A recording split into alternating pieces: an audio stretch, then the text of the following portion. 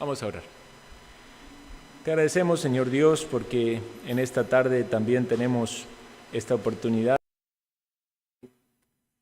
a este lugar como iglesia, presentar culto ante ti, adorarte, alabarte, agradecerte. Y Señor, tomar este tiempo para exponernos ante tu palabra, que es la necesidad de nuestra alma. Ayúdanos a meditar en ella con corazones entregados a ti, líbranos de todo estorbo, ayúdame a mí a exponer con claridad y bendice la meditación en el corazón de cada uno de mis hermanos. Pedimos, Señor, que bendigas a todos los que hoy no han podido llegar por alguna razón, que tu gracia esté con ellos y tú, Señor, fortalezcas a tu pueblo. En Cristo Jesús. Amén. Tomen asiento, hermanos. Santiago, capítulo 5. Versículo 12 tenemos en esta tarde. Vamos a estudiar solamente un versículo. Vamos llegando a la recta final de la carta de Santiago y posiblemente nos queden 2 o 3 sermones más.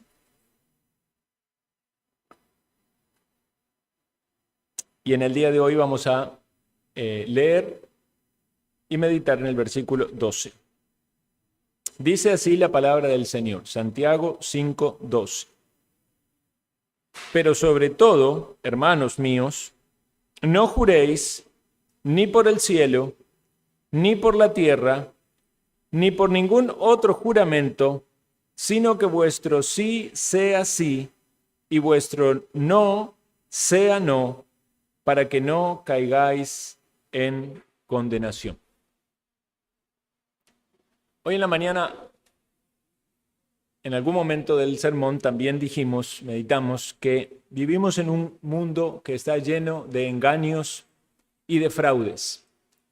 Como decía un predicador, los niños les mienten a los padres le mienten a los niños, los jefes les mienten a sus empleados, los empleados le mienten a sus jefes, los gobernantes le mienten al pueblo, principalmente en tiempo de elecciones, y el pueblo le miente al gobierno, principalmente en declaraciones de impuestos.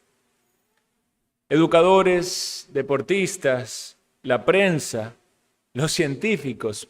Parece que no queda área en este mundo en el cual haya abundancia de mentira. Vivimos como en un cuadro cuyo marco es la mentira. Y alguien se pregunta, ¿qué pasaría en este mundo si de repente todos fueran de alguna manera obligados o forzados a decir la verdad? ¿Cuántas cosas se caerían? ¿Cuántas cosas que están sostenidas por el engaño? De repente veríamos que eran falsas y no podrían seguir sosteniéndose. El diablo, que es padre de mentira, como dijo el Señor Jesucristo, y de alguna manera opera en este mundo, en todos esos engaños, en las falsedades, en las hipocresías, en las simulaciones, en las exageraciones. Y opera en los hijos de desobediencia y tienta también al cristiano a que tropiece, a que flaquee acerca de su compromiso y su fidelidad con el Señor. Los judíos tenían un sistema de juramentos que precisamente era una manera de protegerse ante la posible mentira, el engaño o el fraude de otra parte. De hecho, si pensamos en la sociedad actual, vamos a ver de que este mundo se rige por contratos, ¿verdad? Casi todo acuerdo comercial, laboral, tiene detrás un contrato. ¿Y por qué usamos los contratos? Porque es una manera de asegurarse de que va a haber herramientas legales para defenderse ante el posible engaño, estafa o fraude de la otra parte. Es una manera de tratar con la deshonestidad, procurando medios para que haya acciones legales. Bueno, los judíos no usaban contratos, pero usaban juramentos. Y la misma ley proveía toda una una doctrina acerca de los juramentos que con el paso del tiempo los mismos judíos fueron encontrando los portillos o las maneras de cumplirla en apariencia, pero perseverar aún en ciertos engaños, ¿verdad? Como también hoy en día hay contratos, pero tienen su adenda o su partecita de letra pequeñita, ¿verdad? Donde si alguien no los lee con detenimiento también puede caer en esa falsedad. En la época del Señor Jesucristo esto ya era algo bastante, una práctica bastante común de ese tipo de juramentos que eran ilícitos. Y en la época de la iglesia primitiva esto fue también un problema, como lo vemos, porque Santiago está escribiendo, está instruyendo a la iglesia, está proveyendo herramientas doctrinales para que los lectores se examinasen a sí mismos si estaban en la verdadera fe del Señor, saber cuál es la doctrina y la práctica de la fe verdadera, pero también sabíamos que podía haber incrédulos entre ellos que estaban viviendo de una manera impía y entonces ellos tenían que reconocer la necesidad que tenían de salvación.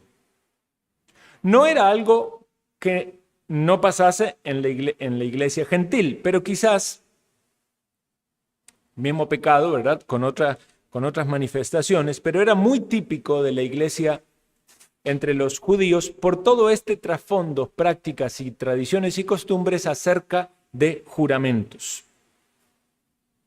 En la iglesia gentil también vemos la instrucción apostólica, donde dice: no os mintáis los unos a los otros, habiendo despojado del viejo hombre con sus hechos. Colosenses 3:9. Ahora entonces, para instruir a los creyentes, para dar elementos de evidencia de una fe verdadera a los lectores y para que sepan cómo poner esto en práctica de la forma correcta, entonces Santiago les escribe en esta parte de la carta, ya finalizando, estas frases, que no debemos minimizar por ser tan solo un versículo o porque sean pocas palabras, porque como vemos, vamos a ver en las palabras que Santiago elige son de suma importancia. Vamos a ver entonces 4 puntos en este sermón. Lo primero es la importancia del mandato. El segundo es la prohibición explicada. El tercero es la instrucción práctica. Y el cuarto, la advertencia final. Entonces el texto dice así: pero sobre todo, hermanos míos, no juréis ni por el cielo, ni por la tierra, ni por ningún otro juramento, sino que vuestro sí sea sí y vuestro no sea no, para que no caigáis en condenación. Entonces, una simple lectura de ese versículo nos hace considerar de que hay allí un mandato, pero la primera parte donde dice, pero sobre todo, nos tiene que dar una idea de la importancia de este mandato. Pero ¿sobre todo qué? Bueno, Santiago ha instruido a las personas con abundante conocimiento y también hemos leído en la carta mandamientos que son negativos como positivos. Negativos en el sentido de que empiezan con la palabra no y es el mandato de aquello que no debe hacerse. Y otros mandamientos que son positivos, aquello que debe hacerse. Como hacemos también la diferenciación cuando estudiamos el catecismo entre pecado de omisión y comisión, el quebrantamiento de algo que está prohibido hacer o la ausencia de algo que está mandado hacer. Ahora, puntualmente es el último mandato que encontramos en la carta que empieza con la palabra no. Porque si hacemos un rápido repaso de la carta, vamos a encontrar una lista de mandamientos, algunos que son negativos, empiezan con la palabra no, y otros que son positivos. Pero, por ejemplo, en los negativos, en el capítulo 1:6, habla de no dudar. Dice, no dudando nada. En el 1:13 dice, no decir que es tentado por Dios. No diga que es tentado por Dios.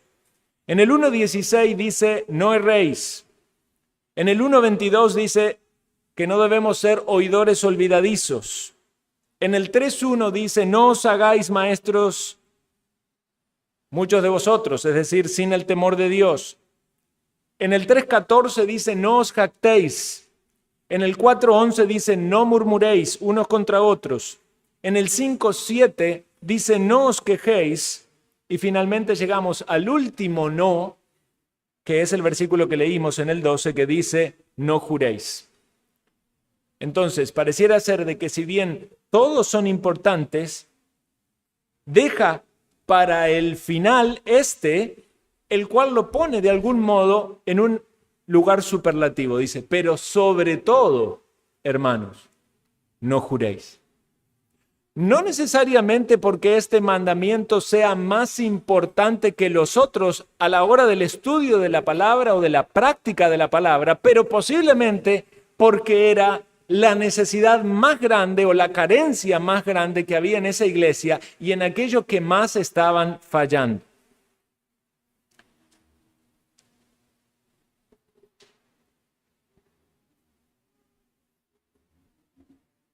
Vemos otros mandamientos al finalizar esta carta, pero no son mandamientos negativos. En el 13 leemos las instrucciones para hacer oración, para cantar alabanza. En el 14, para llamar a los ancianos, al que está enfermo. En el 16, para confesar las faltas.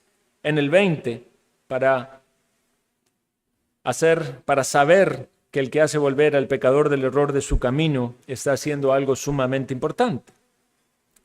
Pero del versículo 12 es el último de todos los mandamientos que tienen un enfoque de aquello que no debe hacerse. Y sin duda era un tropiezo muy grande en esa iglesia. Entre los muchos pecados que podían haber de la lengua, y hemos citado varios, era destacado. Entonces Santiago está queriendo corregir eso.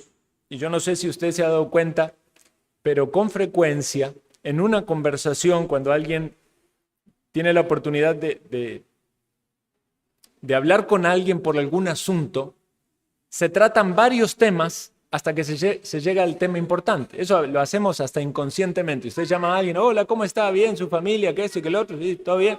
Te quería pedir algo. Y ahí viene el tema. Generalmente viene a lo último, ¿verdad? Bueno, entonces Santiago va desarrollando muchos mandatos, pero llega el último y dice, pero sobre todo, hermanos, no juren. Entonces, la importancia de este tema es grande porque estamos hablando de algo que en primera instancia lo tomamos como una prohibición, que es la prohibición de no jurar. Ahora, nosotros tenemos en nuestra confesión un capítulo entero dedicado a los juramentos y los votos lícitos. Y es bien importante que tengamos en claro este tema para no caer en una incorrecta interpretación de lo que debemos aprender. Santiago está dirigiéndose a ellos y le está planteando que este tema es muy importante y que debe haber una corrección en esta práctica equivocada, pero nosotros debemos entender lo que dice Santiago en el contexto no solo de ese grupo, ¿verdad?, que recibía la carta, sino también de toda la Escritura. No creemos que la epístola de Santiago se contradiga con el resto de las Escrituras. Vemos que el resto de la Escritura está sobre lo que Santiago dice, ni tampoco que Santiago está sobre el resto de las Escrituras, sino que tomamos todas las Escrituras e interpretamos completamente el consejo de Dios. Santiago había hablado de pecados relacionados con la lengua. Dice en el 1:26, es religioso entre vosotros y no refrena su lengua, sino que engaña su corazón, la religión. En el 2:12 dice, así hablad y así haced como los que habéis de ser juzgados por la ley de la libertad. Más de la mitad del capítulo 3 es dedicado todo para hablar de la lengua y los efectos devastadores cuando no es controlada. En el capítulo 4, versículo 11 dice, hermanos, no murmuréis los unos de los otros. Entonces sabemos que era un pecado muy serio en la práctica de este grupo de hermanos, personas allí congregadas, pero quizás la gravedad se expresa aún de manera más contundente en las mismas palabras del Señor Jesús, cuando el Señor dice en Mateo capítulo 12, versículo 34, generación de víboras, ¿cómo podéis hablar lo bueno siendo malos? Porque de la abundancia del corazón habla la boca. El hombre bueno del buen tesoro del corazón saca buenas cosas, y el hombre malo del mal tesoro saca malas cosas. Mas yo os digo que de toda palabra ociosa que hablen los hombres, de ella darán cuenta en el día del juicio. Porque por tus palabras serás justificado y por tus palabras serás condenado. El Evangelio de Lucas repite el mismo concepto en el 6:45 diciendo, el hombre bueno del buen tesoro de su corazón saca lo bueno, el hombre malo del mal tesoro de su corazón saca lo malo, porque de la abundancia del corazón habla la boca. Dice el pastor John MacArthur acerca de este tema, que la forma en que las personas hablan es el test más revelador del estado espiritual. Las personas no pueden hacer todas las cosas que quieren hacer, pero pueden decir todas las cosas que quieren. Considere eso por un momento. Ciertamente pueden venir a nuestra mente un montón de cosas terribles que alguien pudiera hacer y que sean pecados, pero el hecho de consumarlas depende de un montón de factores. No es solo el pensamiento. Esas acciones requieren muchas cosas para que se concreten, pero todo pecado de lengua está en su mente y tiene muy poca distancia desde su mente y su pensamiento hasta su lengua, y usted puede decir esas cosas que son malas.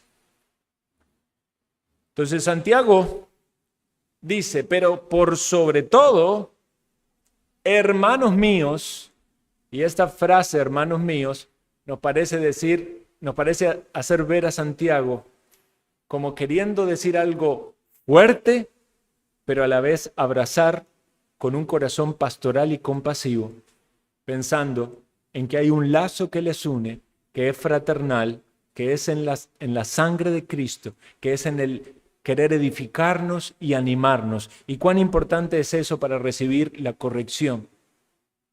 El ministerio de la palabra que nos ha llegado a nosotros por los autores bíblicamente inspirados es una obra de gracia del amor de Dios, y de percibir ese corazón de Dios pastoreándonos a nosotros y dándonos el alimento que necesitamos, y muchas veces hasta mostrándonos la ternura que necesitamos.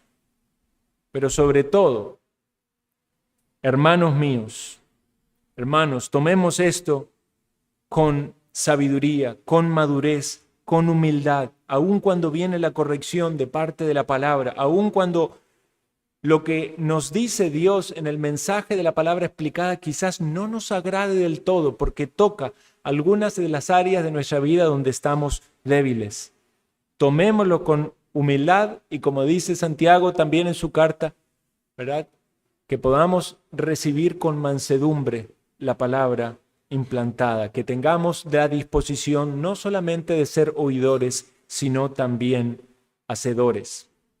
Esta frase, hermanos míos, no necesariamente debe hacernos pensar de que no había allí incrédulos. Pudiese ser que haya incrédulos, porque como hemos mencionado varias veces en este estudio, todo el desarrollo de la carta es proveer elementos para que las personas hayan un test de examinar su propia vida a la luz de lo que significa ser un verdadero creyente. Cuando el creyente oye el mandato de la palabra, va a tomarlo para su beneficio y a madurar espiritualmente. Pero si hay incrédulos que son expuestos a la ley de Dios y ven en su propio corazón la incapacidad para cumplirla, quiere el Señor guiarles en ese examen de su corazón y en esa búsqueda de justicia a la justicia de Cristo, que es en el único en el que pueden hallar la salvación. Entonces, no hay duda de que este tema es muy importante. Ahora analicemos la prohibición en sí mismo. No juréis ni por el cielo, ni por la tierra, ni por ningún otro juramento. El tema es específico acerca de los juramentos. Y en una lectura superficial, y yo creo que este es el error en la mayoría de los casos al leer este texto, alguien va a decir, está prohibido jurar.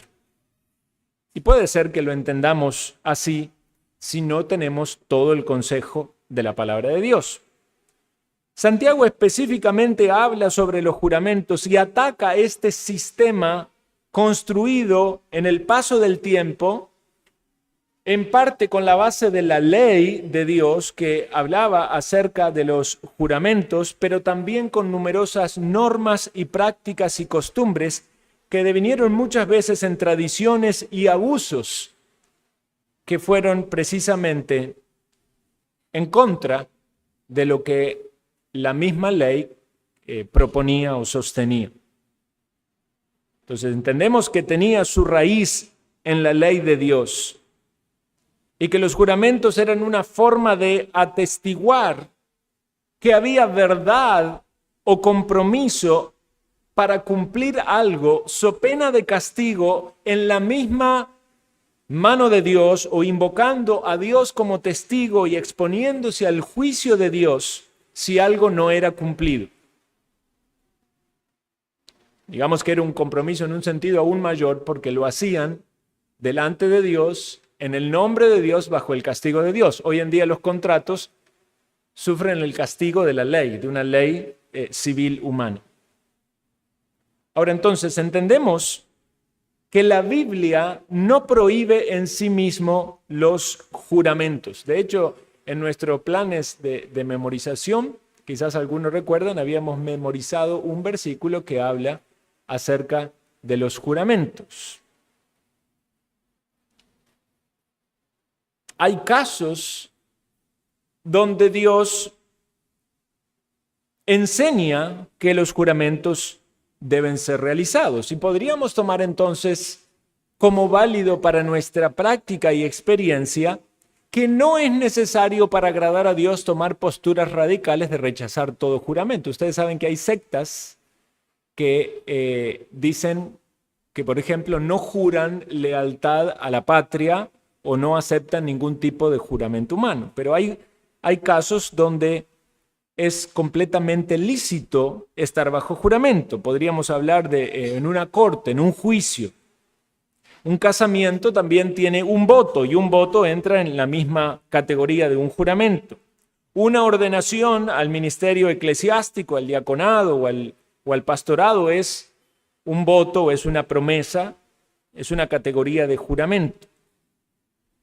El problema es cuando hay juramentos que son ilícitos, que están hechos con el propósito de engañar o que implican el testimonio de algo falso, o cuando, aun cuando son hechos de manera sincera, se hacen de manera ligera y precipitada. La Biblia nos da varios ejemplos de personas que tomaron juramentos o que estuvieron puestos bajo juramentos. Incluso Dios mismo aparece como alguien que jura en la Escritura. Entonces Santiago no está aquí haciendo una prohibición absoluta. Pensar eso es equivocado. Consideremos ejemplos bíblicos. Vamos a Génesis capítulo 21. Vamos a ver allí que Abraham, el patriarca, llamado por el Señor, toma un juramento, está en un juramento, cuando tiene un problema con Abimelec acerca de unos pozos de agua. En el Génesis capítulo 21, versículo 25 dice, y Abraham reconvino a Abimelec a causa de un pozo de agua que los siervos de Abimelec le habían quitado. Y respondió Abimelec, no sé quién haya hecho esto, ni tampoco tú me lo hiciste saber, ni yo lo he oído hasta hoy. Y tomó Abraham ovejas y vacas y dio a Abimelec, e hicieron ambos pacto. Ven aquí la idea de pacto, esto es juramento.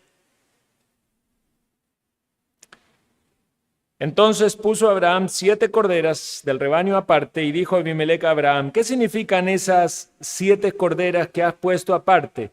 Y él respondió, que estas 7 corderas tomarás de mi mano para que me sirvan de testimonio de que yo cavé este pozo. Por esto llamó a aquel lugar Berseba, porque allí juraron ambos.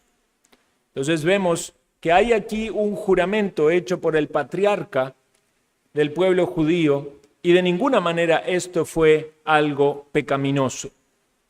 Algo parecido sucede con el hijo de Abraham, con Isaac, también con esta misma gente de la familia de Abimelec. Eso se halla en Génesis capítulo 26.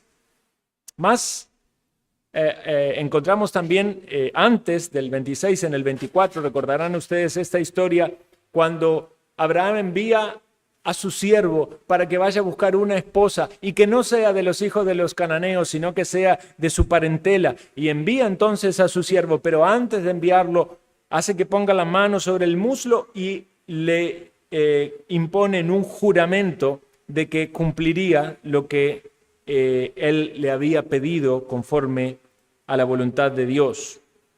En Josué capítulo 2 se relata cuando los espías llegaron a la casa de Rahab y esta mujer, Rahab, había salvado la vida de los espías y ellos iban a irse, pero de alguna manera también hay una promesa de la salvación de ella y de su familia, y también allí hay un juramento. Vemos una lista abundante de juramentos en la Biblia. David juró con Jonatán, con Saúl, con Simei, con Dios mismo.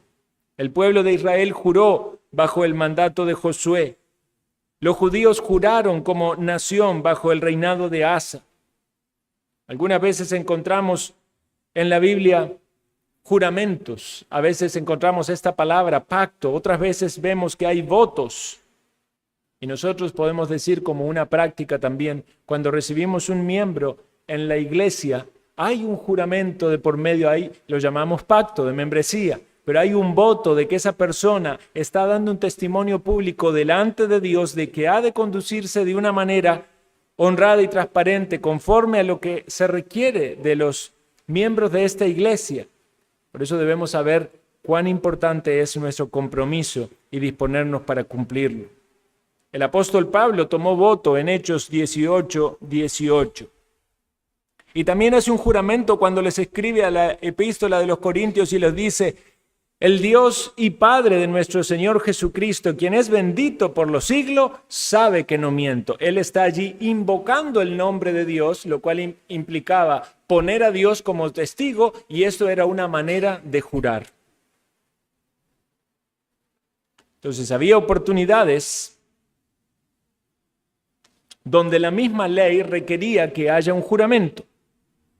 En Éxodo capítulo 22, se requiere de un juramento cuando un animal era robado y no se sabía realmente si el que estaba a cargo del cuidado del animal lo había hecho o no había sido su culpa. Entonces era necesario un juramento para atestiguar su inocencia. En Números capítulo 5 se requiere un juramento cuando se sospechaba de la infidelidad matrimonial. En Número 6 se habla de los nazareos, que eran personas separadas para el servicio al Señor, los cuales también estaban bajo juramentos. Entonces Dios esperaba que todos estos juramentos, votos, fueran cumplidos con mucho cuidado, con mucha atención. Era realmente una obligación muy grande cumplirlos, al punto tal de que se ponía por encima el cumplimiento del juramento que el mismo valor de la vida humana. Hoy en día vivimos en un mundo que tiene los valores trastocados, ¿verdad? Porque la vida humana vale mucho en un sentido y en otro sentido no vale nada. O sea, vale mucho en el sentido de que quieren defender los derechos de las personas porque como si el ser humano es lo más valioso del universo, pero por otro lado pueden matar a los bebés en el vientre de la madre y no hay ningún problema. En esta sociedad que vemos en las Escrituras, el valor del juramento y la importancia del cumplimiento era más alta que la vida. Es decir, que si alguien juraba, el cumplimiento de ese juramento podía implicar la muerte si era necesario la muerte de alguien para cumplirlo. Entonces era algo muy serio. Y había severas consecuencias para quienes lo tomaran a la ligera y no cumplieran con eso.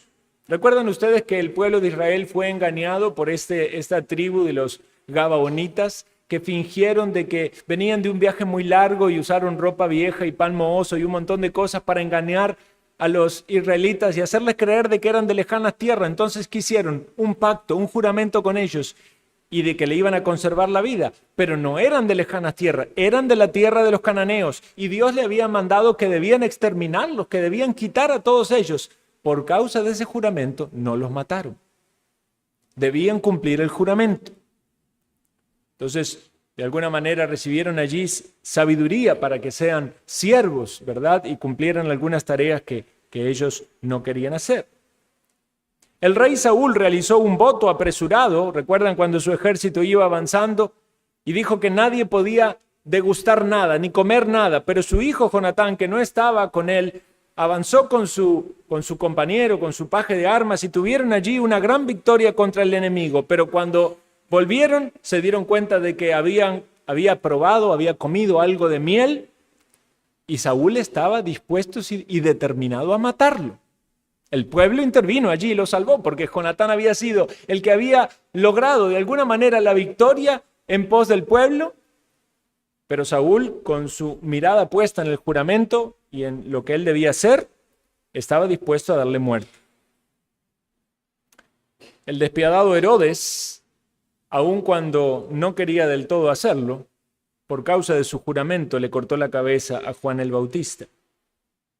Y quizás uno de los juramentos más conocidos y dolorosos, que ha despertado también muchas controversias en el mundo teológico acerca de lo que significa realmente lo que sucedió, pero es el del voto que hizo Jefté a Dios, que si le daba la victoria contra los amonitas, él iba a ofrecer a cualquiera que saliera a recibirlo, y sabemos la historia que sale su hija a recibirlo, y entonces ahí la gran pregunta es cuál era el significado, si la hija iba a permanecer virgen toda su vida y no iba a morir, o efectivamente significaba que iba a morir. Dejamos eso para los que quieran seguir estudiando y indagando en las posibles soluciones.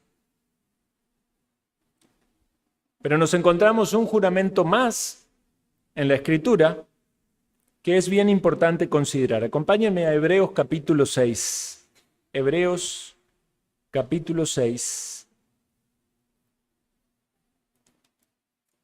Poquito para atrás, ahí en Santiago, encontramos Hebreos, y en el capítulo 6, versículo 13, nos dice: porque cuando Dios hizo la promesa a Abraham, no pudiendo jurar por otro mayor, juró por sí mismo,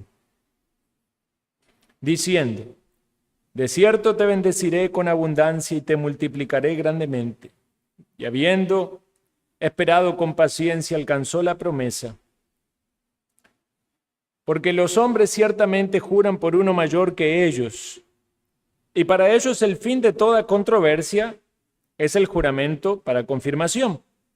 Por lo cual, queriendo Dios mostrar más abundantemente a los herederos de la promesa la inmutabilidad de su consejo, interpuso juramento, para que por dos cosas inmutables en las cuales es imposible que Dios mienta, tengamos un fortísimo consuelo los que hemos acudido para asirnos de la esperanza puesta delante de nosotros, la cual tenemos como segura y firme ancla del alma, que penetra hasta dentro del velo, donde Jesús entró por nosotros como precursor, hecho sumo sacerdote para siempre, según el orden de Melquisedec. Yo leo todo el fragmento porque el libro de los Hebreos es un libro que pareciera que uno tiene que seguir leyendo y leyendo más y más hasta llegar al fin del concepto. Pero lo que quería poner énfasis es que Dios mismo realiza un juramento. Es Dios el que lo confirma. El mismo Jesús, cuando estaba siendo acusado, no hablaba palabra ante Caifás, hasta que éste le dijo: te conjuro por el Dios viviente que digas si eres tú el Cristo, el Hijo de Dios. ¿Y qué dijo Jesús? No, no se puede jurar. No, Jesús dijo: tú lo has dicho, y además os digo que desde ahora veréis al Hijo del Hombre sentado a la diestra del poder de Dios y viniendo en las nubes del cielo. Ven entonces, hermano, que a la luz de la evidencia bíblica no podemos decir de ninguna manera que jurar o hacer promesas o pactos o votos es algo prohibido y que no es el objetivo de Santiago prohibir los juramentos de manera completa. Es decir, hay juramentos que son válidos. Santiago no prohíbe jurar en el nombre de Dios cuando es debido. Prohíbe jurar por el cielo, por la tierra y por cualquier otro juramento que no sea un juramento lícito acorde a la Escritura.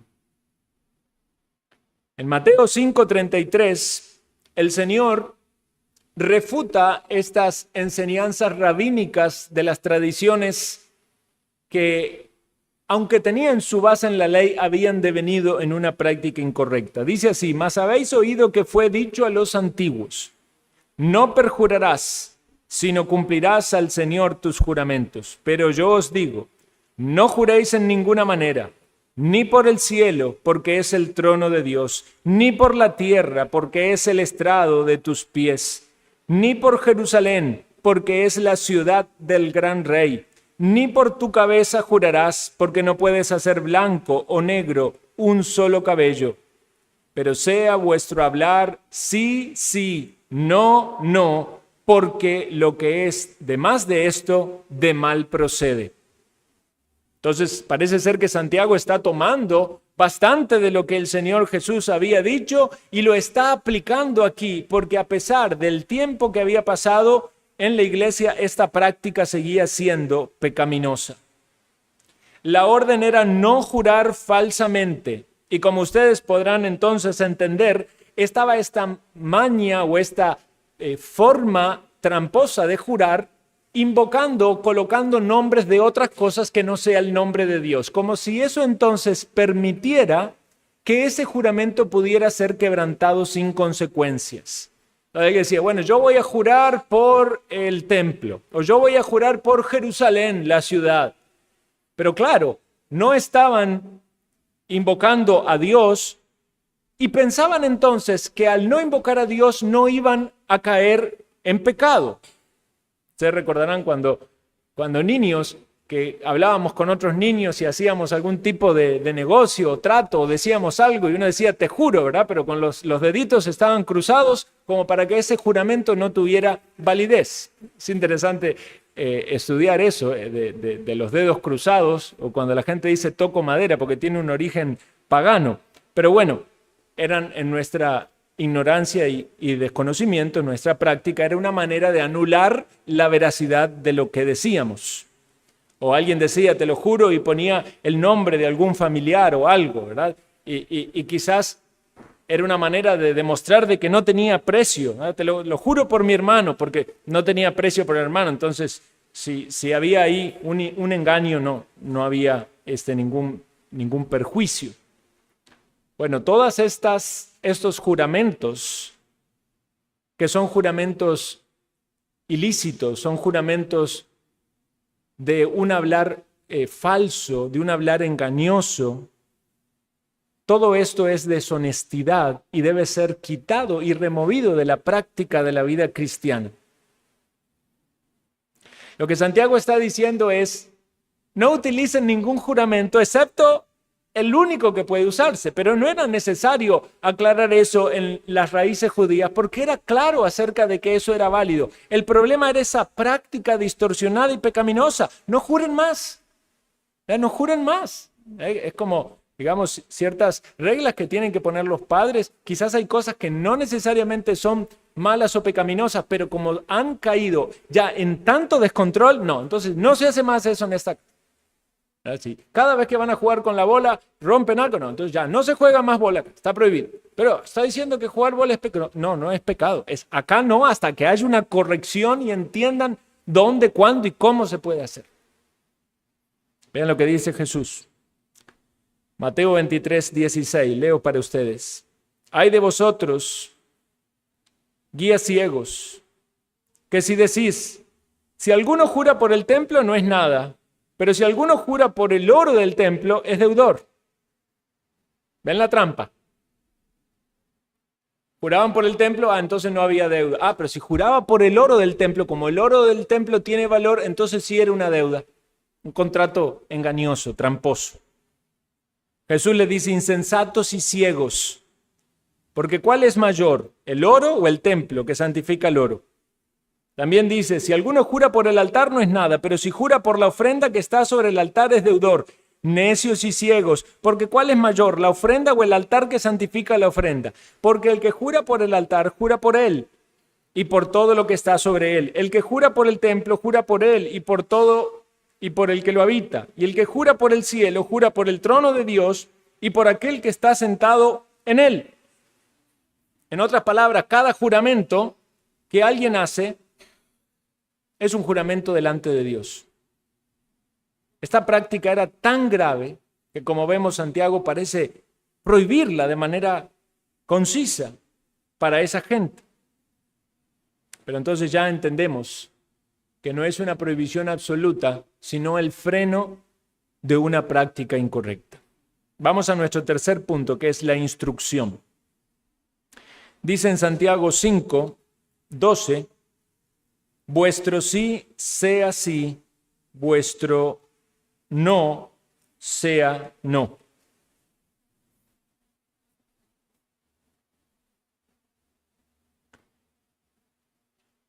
Aquí se nos está hablando de alguna manera en eco de las palabras de Jesús que leímos anteriormente. Los cristianos debemos ser personas de integridad en el hablar, un hablar honesto. Las personas que son honestas no tienen necesidad de estar jurando. Y yo no creo efectivamente que el problema de los juramentos sea un problema en nuestra iglesia. Pero sin embargo podemos sacar lecciones y aprendizajes acerca del habla honesto. ¿Usted ha escuchado o ha hablado con personas que cuando les están hablando, cada 5 o 10 segundos le dicen, sinceramente, siguen hablando, sinceramente, a mí me pasa, yo escucho a personas que repiten mucho sinceramente, inevitablemente pienso que si lo repite tanto no es sincero. O dicen, francamente, es que francamente, vea, le voy a decir esto, es que yo tenía que hacer tal cosa, pero francamente. Pero nuestro hablar debe ser siempre franco y siempre sincero. Quizás sea útil el recurso lingüístico en algún caso cuando alguien abre su corazón de alguna cuestión personal, pero siempre debemos hablar sinceramente, siempre debemos hablar francamente, siempre debemos hablar con la verdad. Lo que Jesús nos enseña aquí y Santiago repite es que aun cuando hablamos sin la intervención de un juramento, nuestras palabras deben ser consideradas en un nivel sagrado. La conversación cristiana debe ser caracterizada por la honestidad, la seriedad, el compromiso que aún un juramento debería tener, como si estuviéramos en una corte.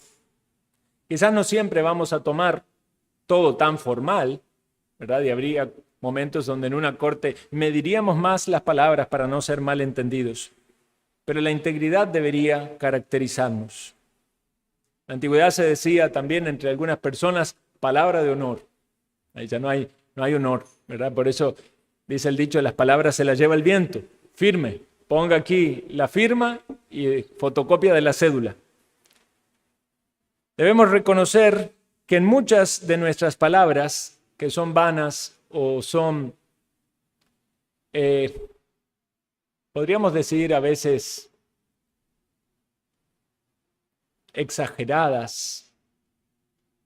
Cuando hay exageración, no estamos siendo del todo sinceros. Cuando hay simulación, cuando hay un querer acomodar las cosas. Cuando hay incumplimiento, hermanos, algo que está muy arraigado en la sociedad, yo le he dicho varias veces, usted contrata a alguien para que le vaya a cortar el zacate, y le dice, sí, el lunes llego, y el lunes pasó lunes, martes, miércoles. No hay cumplimiento.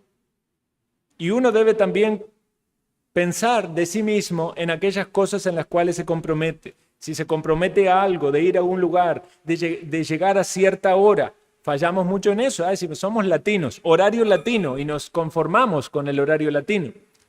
Deberíamos desafiarnos a tener un mayor esfuerzo en el cumplimiento de los horarios. Pero específicamente hablando de las palabras, consideremos el mandato bíblico. Efesios 4:25, por lo cual, desechando la mentira, hablad verdad cada uno con su prójimo, porque somos miembros los unos de los otros. Jesús es verdad y nosotros debemos hablar verdad, porque la comunión que nos une es en Jesucristo. Entonces podemos examinar nuestra conversación, nuestras palabras, nuestra forma de hablar.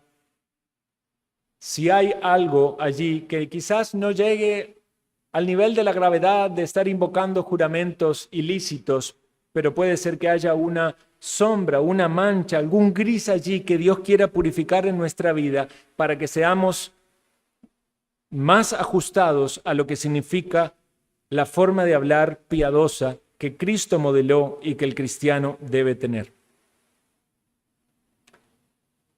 Llegamos a nuestro cuarto y último punto, que es la advertencia. Dice, para que no caigáis en condenación. Esta palabra, condenación, no es una palabra que se aplique a los cristianos, a los creyentes. Evidentemente, el concepto aquí tiene que ver con una condenación de juicio final, de ser desaprobado delante del Señor. Porque esto es algo tan serio que es el quebrantamiento del mandamiento. No tomarás el nombre de Jehová tu Dios en vano, porque no dará por inocente Jehová al que tomare su nombre en vano. Alguien que tiene un habla deshonesta o alguien que está constantemente jurando, está invocando el nombre de Dios y está participando en la práctica de este pecado. Entonces, no es esto de que el creyente, si tropieza en algún juramento o algo, entonces va a caer en condenación. No nos habla ni de pérdida de salvación ni de la condenación de los creyentes. Es tener en mente la gravedad del pecado a la luz de aquellos que viven en esa práctica y finalmente serán condenados por eso. Cuando no hay un arrepentimiento verdadero, cuando se persiste en un estilo de vida caracterizado por el pecado, esas personas caminan hacia una eternidad de condenación. Es decir, la condenación es lo que les espera. Evidentemente, aquellos que no tienen temor de Dios no tendrán problemas en cuanto a sus formas de hablar inapropiadas o tomar el nombre del Señor en vano y hacer todas estas cosas que la misma palabra del Señor prohíbe. Pero si son oidores ante el mensaje de Dios, están advertidos. Y esta advertencia, aunque apunta a la condenación de los incrédulos, también debe producir algo en el creyente. En primer lugar, nos da gratitud al saber de lo que fuimos liberados. Fuimos liberados de la condenación, porque para el creyente no hay condenación. No hay condenación para aquellos que están en Cristo Jesús. Pero no solamente fuimos liberados de la condenación, sino también de los pecados que caracterizan a aquellos que van a la condenación. Es decir, que fuimos libertados en el perdón de nuestros pecados, quizás en nuestra vida pasada o en nuestra práctica. Tropezamos numerosas veces en pecados del habla, en juramentos equivocados o en falta de sinceridad. El Señor nos ha perdonado, pero también nos ha transformado, o puede decir el creyente, el Señor me está transformando, el Señor me va purificando en esta área de mi vida para que mi hablar sea honesto, sincero, transparente. Entonces tomamos esto de la palabra del Señor y podemos alimentarnos para nuestro crecimiento y nuestro desarrollo espiritual. Es un test para los incrédulos, pero también es un test para los creyentes que nos desafía a andar más cerca del Señor. En primer lugar, a tener un entendimiento correcto de la palabra, porque muchos han sido instruidos que jurar es pecado. Entonces usted ya lo sabe, ¿no? Usted ya sabe lo que la palabra de Dios dice, ya sabe cómo en la Biblia se nos hablan de los juramentos y de los votos lícitos. Y ya sabe cuándo el juramento o el voto es ilícito y entonces debe ser rechazado. Pero no tampoco vernos muy distanciados de lo que enseña la Biblia y decir, eso era para Santiago y para los judíos, no tiene nada que ver conmigo. No, habla de nuestra forma de hablar. Nuestro hablar sea sincero. Si decimos algo, debemos cumplirlo. Si no lo podemos cumplir, porque surgen cosas que no nos permiten cumplir nuestros compromisos, debemos dar la cara y debemos expresar el por qué no poder cumplirlo. Si alguien toma el compromiso de hacer un trabajo, de hacer de ir a algún lugar, de pagar algo y no lo puede hacer, tiene que dar un testimonio cristiano, aún en su incapacidad de cumplir algo. Pero por sobre todo tiene que estar la disposición de ser cumplidor en aquellas cosas en las que nos hemos comprometido. Entonces podemos tomar las Escrituras, permitir que ellas alumbren nuestra mente para tener el conocimiento correcto, permitir que alumbren nuestro corazón para examinar nuestra forma de conducirnos. Recordando lo terrible que es que aquellos que viven en la oscuridad de este mundo, de esta manera procede, de esta manera engañan y son engañados, pero como creyentes estamos separados, apartados por el Señor, llamados a ser un pueblo santo para marcar una diferencia y para compartir a otros de que en Cristo hay libertad. Todo aquel que ama y hace mentira, dice en Apocalipsis, está fuera de la ciudad de Dios. La Biblia habla de los mentirosos que son echados al lago de fuego y azufre. Pero los creyentes están con aquel que es verdadero. Nos caracteriza precisamente aquello que caracteriza a nuestro Señor, porque le amamos y porque queremos seguirle. Tropezamos, fallamos, sí, muchas veces, pero vamos ante Él que es nuestra fuente, nuestro Salvador, nuestro defensor, y en Él tenemos perdón, tenemos esperanza y tenemos consuelo. Oremos.